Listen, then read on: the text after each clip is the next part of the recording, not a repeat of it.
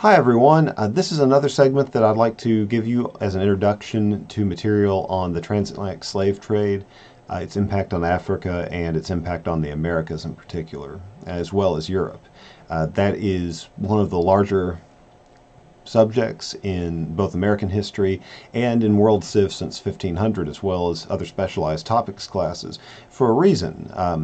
The most significant reasons being the movement of population from Africa to the Americas, but it's more about the impact on four different continents that comes out of this.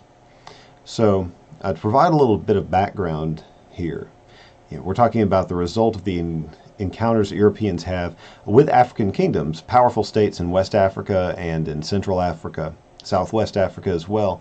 Talking about Zulu state to a lesser extent, but especially the states like Benin and Ashanti, the successors of the Mali Empire and of Ghana, and groups like the Congo Kingdom, Ndongo, Great Zimbabwe in the south, and smaller states and communities throughout the western coast of Africa. And what we see here is an existing slave trade that it's there before European encounters, but the slave trade as you see it in Africa is heavily rooted in cultural customs involving the taking of prisoners in war. And while there is something that would resemble to us plantation slavery in Africa, there's a diversity of practices across the continent and nothing that is familiar to what happens in first the Portuguese islands off the coast of West Africa and then in the Americas. Arguably no process, if not a single event, no process shapes the history of the Americas more than this. We're talking numbers between 5 and 12 million people from 1500 through approximately 1800. And we'll look at the conclusion of the slave trade in a later segment.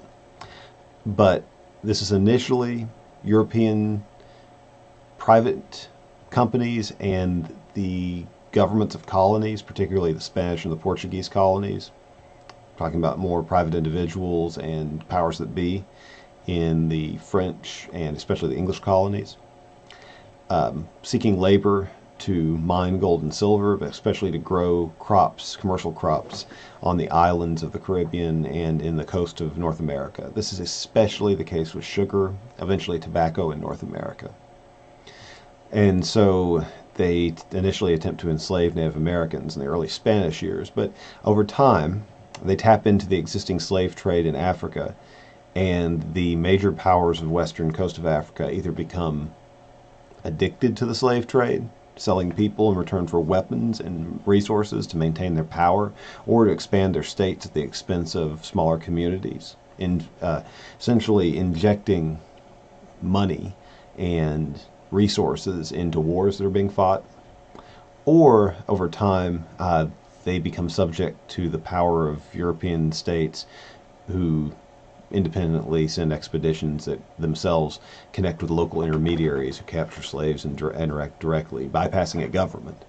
The Middle Passage, as the term refers to the crossing the Atlantic, and you'll see with a source if you read somebody like Marcus Rediker's The Slave Ship, is an investment by European wealthy individuals, oftentimes nobility of countries, but the developing upper middle class, in expeditions that will provide them a return. Those who sail upon the ships, the captains and the crew, tend to be very diverse, especially the crew from all over the world. And oftentimes this is dangerous work, and the evil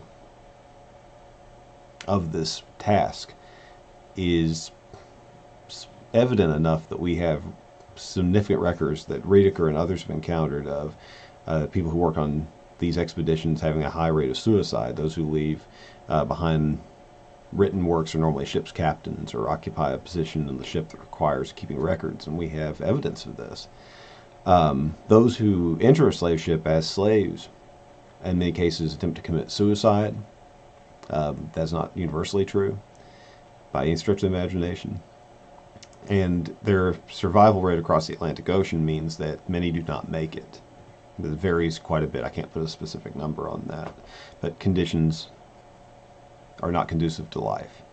When they arrive in the Americas, they're sold into mining companies or private investors, planters. And the work that they do varies from place to place. In the United States, once again, in another segment, I'll take a look at that in more detail, but most often it's agricultural or mining labor, it's manual labor. In some parts of the colonies, particularly in North America, this might mean a lifetime of service on a plantation or in an urban space. Most often in Central America, this means a relatively short amount of time spent working in a sugar field or a mine. The death rate of people enslaved in the Caribbean and the Spanish colonies is such that perhaps 70 to 80% of people enslaved in Africa are sent not to where we're familiar with, the American South, but to the Caribbean and South America. In the United States, survival rates are longer, but that doesn't mean that the conditions are inherently better. Over time, the slave trade in the North Americas declines, and so the only way that the population of enslaved people is maintained over time is through natural reproduction, which means forcing of people to have children and those children themselves being born into slavery. The impact on the Atlantic world and the Americas is extensive. The African continent is heavily depopulated, and the ability of states to fight against European intervention is almost completely depleted later on. For the Americas, slave trade gives us the history of race in the United States, Central and South America, and those vary quite a bit. Central and South America has a somewhat unique situation that will compare to the United States, a different lesson as well. But it also gives us the culture of all of these regions.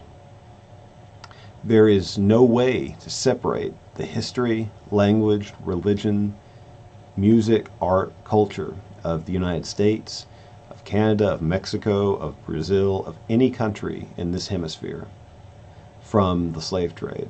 There's no way to have anything resembling these cultures as they are today without Africa and African influence. And so, in the end, what we are as a people and what we are as countries in the Americas is fundamentally African, as well as European, Native American, with extent of the influence varying from place to place. But the Atlantic world, in the pride that many people take in their identity in that world, as well as the suffering of their ancestors, is traced back to these moments. Thank you very much.